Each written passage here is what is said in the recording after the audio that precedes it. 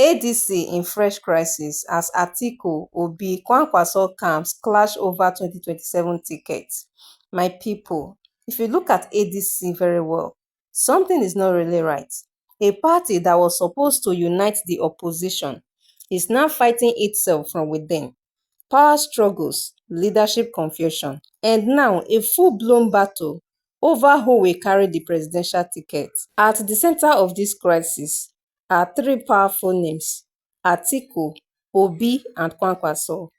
Stay with me because this story is deeper than it looks. The African Democratic Congress (ADC) was supposed to be the big alternative, a fresh platform, a united front, a strong opposition against the ruling APC ahead of 2027. But now, everything is shaking.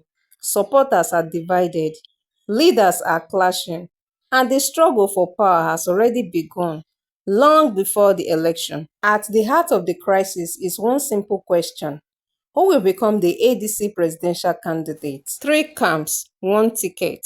Right now, the battle is between three major political heavyweights: Atiku Abubakar, a veteran, a strategist, a familiar name in presidential politics; Peter Obi, a crowd favorite, strong youth support, a symbol of a different political movement; Rabiu Kwankwaso, a northern powerhouse with a loyal grassroots base.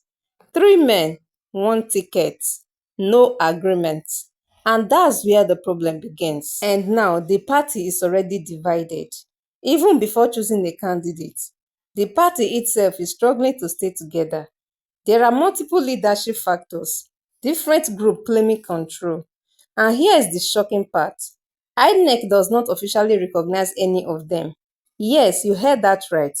The electoral body has refused to back any leadership camp, which means the foundation of the party itself is unstable. Now, despite all these issues, ADC still went ahead to hold its national convention in Abuja.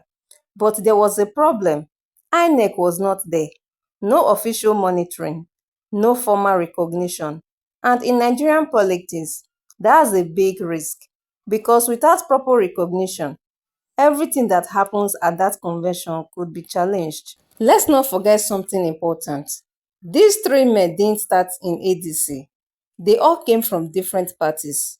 Atiku from PDP, Obi from Labour Party, Kwankwaso from NNPP. Different background, different political histories, now forced into one platform.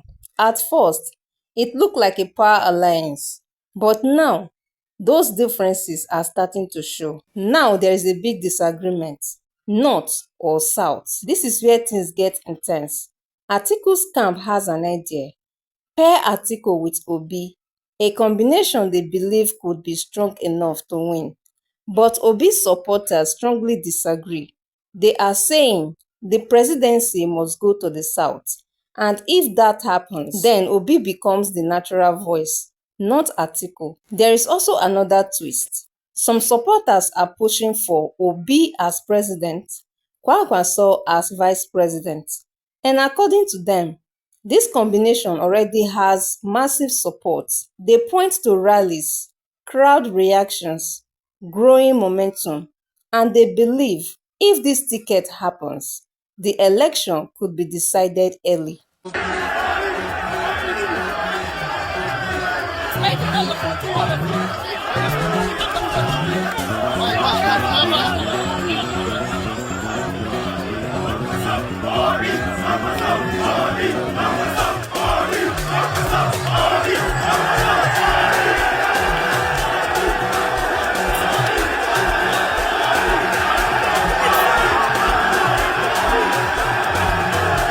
But don't count Atiku out, because he has something the others don't, which is experience. Run for president again? We had a similar, merger in 2014, and there were about four of us, is it two or three? We all ran for president, and one of us emerged, and we all supported the one who emerged. Decades of political battles, multiple presidential contests, deep connections across the country. Some believe if it comes down to a tough primary election, Atiku might still win. And that possibility is exactly what worries Obi's supporters. Peter Obi has already raised concerns. He warned about something very serious, which is transactional primaries. In simple terms, money politics. He made it clear he will not be part of any system where delegates are influenced by money, and he has done it before. He left a previous party because of it. So if it happens again, he might walk away. Transactional primary. Go and ask anybody. Nobody will ever tell you that Peter Obi gave money to vote for him.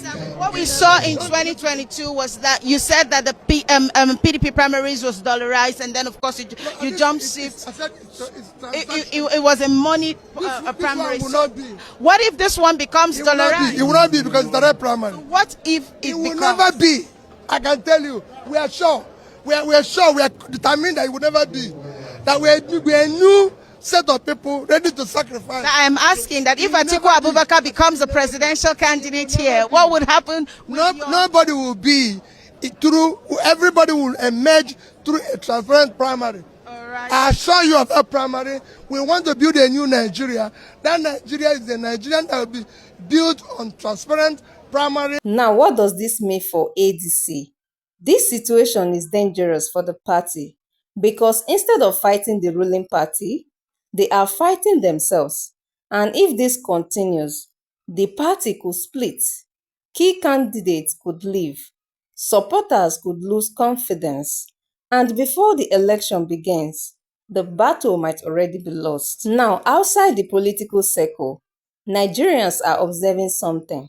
Some are hopeful, some are skeptical. Others are just waiting to see what happens next. Because at the end of the day, people want stability, clarity, and strong leadership, not confusion. So what's next for ADC? Will they resolve their differences? Will they agree on a candidate? Or will the crisis deepen? One wrong move and everything could fall apart. However, we must know that this is just more than a political disagreement. This is a test of unity, a test of leadership, a test of purpose. Because if a party cannot manage itself, can it really manage a country? So tell me, my people, who do you think should carry the ADC ticket? Atiku, Obi, or Kwankwaso? Drop your thoughts in the comments. And don't forget to like, share, and subscribe to Gist and Go. Also turn on your notification bell so you don't miss our update when next we post. It's Gist and Go.